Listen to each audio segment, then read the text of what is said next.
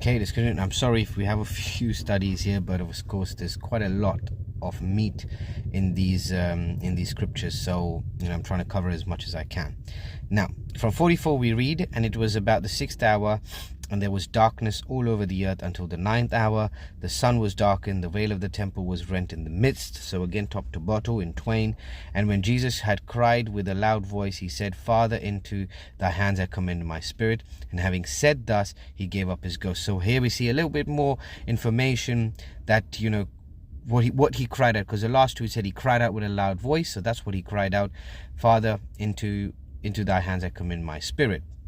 Now when the centurion saw what was done, he glorified God, saying, certainly this was a righteous man. So previously we saw that the centurion cried out that he was a son of God. Over here he's saying that he's a righteous man. And all the people that came together at that side, beholding the things were done, smote their breasts and returned. And all his acquaintance and the women that followed him from Galilee stood far off beholding. Now again we see the same thing.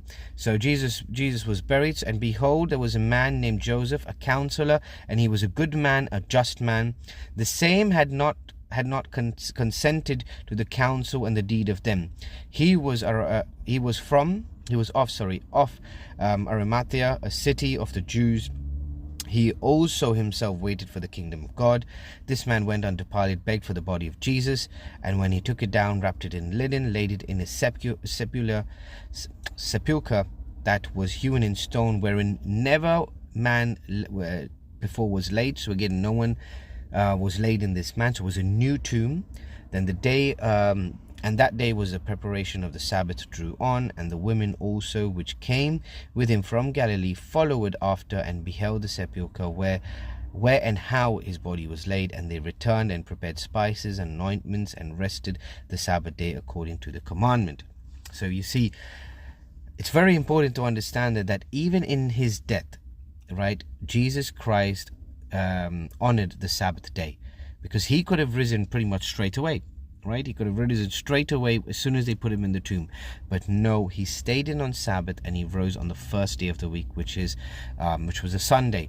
Now, that's why a lot of people go to church on Sunday, by claiming that it was the day of the Lord, the day Jesus Christ rose. That's when we're going to go to church.